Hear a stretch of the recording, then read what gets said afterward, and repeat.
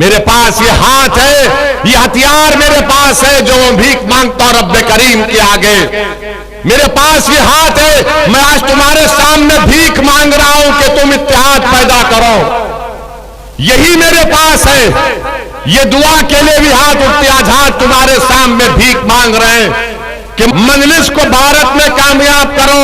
अरे मेरी जिंदगी की कीमत नहीं है, मैं मर जाऊंगा, मगर एक मर्तबा अपनी क़यादत बना दोगे तो मेरे मरने के 100 साल बाद भी तुम जिंदा रहोगे। याद रखो, तुम्हारी आवाज की जरूरत है। मक्के की गलियों में कमली वाले पर पत्थर फेंके जाते थे, ताइफ में खून से लहूलुहान होना पड़ा।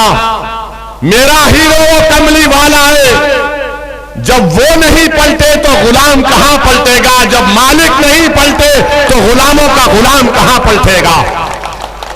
इसीलिए तो मेरी गाड़ी पर 6-6 गोलियां चलाई गई। क्यों चलाए मुझ पर गोली चलाने वाले? गोली चलाने वाला कौन? बयान देता है मीडिया को कि ओवैसी मोदी को बहुत बोलता है, हम उसकी आवाज को बंद करना चाहते थे। और चलाओ गोली मुझ पर, मैं मरने को तैयार हूं अपने काम के लिए। मुझे मौत से डर नहीं है। डर इस बात का है कि जब पूरा जमा किया जाएगा, जब राय बराबर नेकी और गुनाह का हिसाब होगा, मैं उस दिन डरता हूं जब रब्बे करीम पूछेगा कि बताओ असदुद्दीन, तुमको जो इज्जत दुनिया में दी गई तुमने गरीब और मजलूमों के लिए क्या किया? मैं सिर्फ उस दिन से डरता हूं, किसी माइका लाल से नहीं डरता हूं। अल्लाह ने मुझे कम सियासी जिंदगी में 5 मर्तबा मैं जेल को जा चुका हूं। 1 दिन 2 दिन के लिए नहीं, 45 दिन के करीब मैं जेल में था।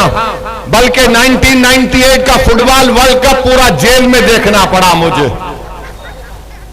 और जब हम जेल में रहते थे तो जब जेल में बैठकर मैं इबादत करता था, जिंदगी में इस इबादत कभी नहीं कर सका। कभी जेल में कभी खाना नहीं देते थे, मैंने कहता था कि कोई परवाह नहीं, मेरे वो रज़्ज़ाक़ है, वो रिज़्क़ देगा तो मैं खाऊंगा, तू क्या देगा, तेरी हुकूमत क्या देगी मुझे।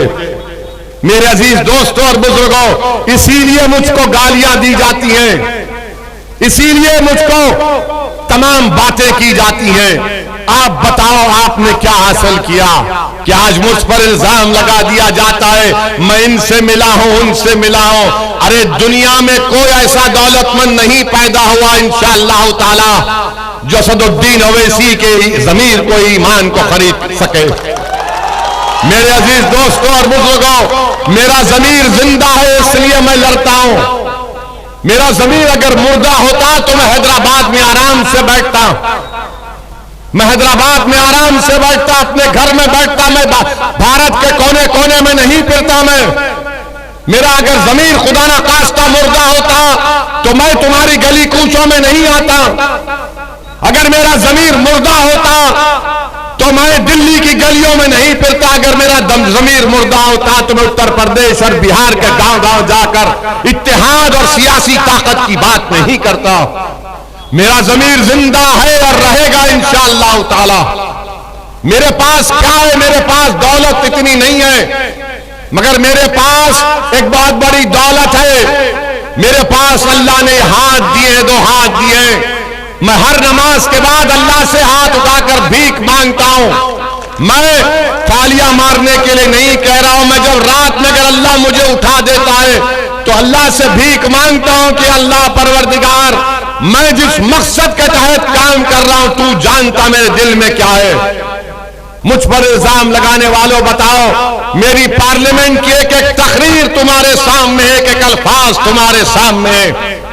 2014 से 2022 तक अगर भाजपा की आंख में आंख डालकर किसी ने सच्चाई को बयान किया तो उसका नाम असदुद्दीन ओवैसी और मजलिस इत्तेहादुल मुस्लिमीन है। ये पूछो इन कांग्रेसियों से कि ट्रिपल तलाक के कानून के वक्त तुम क्या कर रहे थे?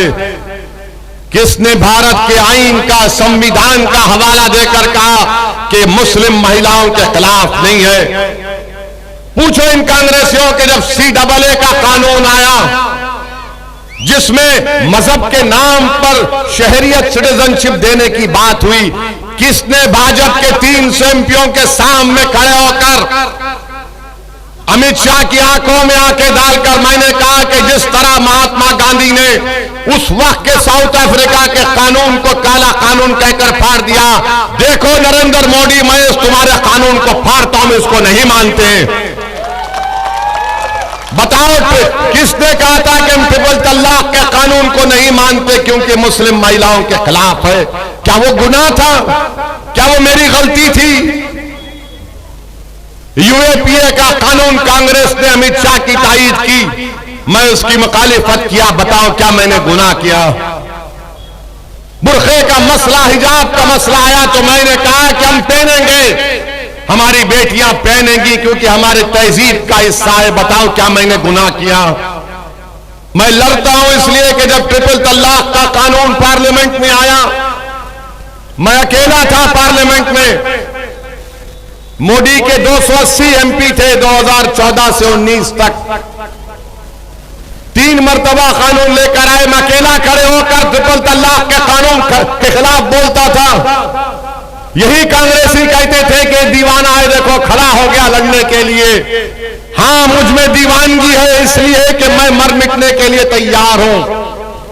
मैं दीवाना इसलिए हूं क्योंकि मैं तकलीफ को देख नहीं सकता, जुल्म को बर्दाश्त नहीं कर सकता। मुझ पर इल्जाम लगाते हैं, क्या क्या रोज कोई दिन नहीं जाता कि मुझ पर इल्जामात लगाते हैं। अरे मेरे दिल में एक धड़कता हुआ दिल है, मेरा दिल रोता है जब मैं किसी मजलूम को तकलीफ में देखता हूं। मेरा दिल रोता है, आंख से आंसू निकलते हैं जब बिल्किस बानो आज सुप्रीम कोर्ट को जाती है अकेले अपने इंसाफ की लड़ाई लड़ने के लिए। वो बिल्किस बानो जिसको जब गुजरात के चीफ मिनिस्टर नरेंद्र मोदी थे तो उसका रेप हुआ, उसकी 3 साल की बेटी का कत्ल हुआ, हत्या की गई। आज अकेले वो बिल्किस बानो सुप्रीम कोर्ट को जाती है कि मुझसे इंसाफ करो। मेरा दिल रोता है, मेरे आंख में आंसू आते हैं कि हमारी बेटी इतना बेबस है। मुझे तकलीफ होती है जब मैंने देखा कि गुजरात के खेड़िया में बच्चों को रोड पर लाकर लठों से गुजरात सरकार ने पीटा, महज इसके लिए कि उन्होंने किसी गरबा में पत्थर फेंकने का इल्जाम उन पर लग गया।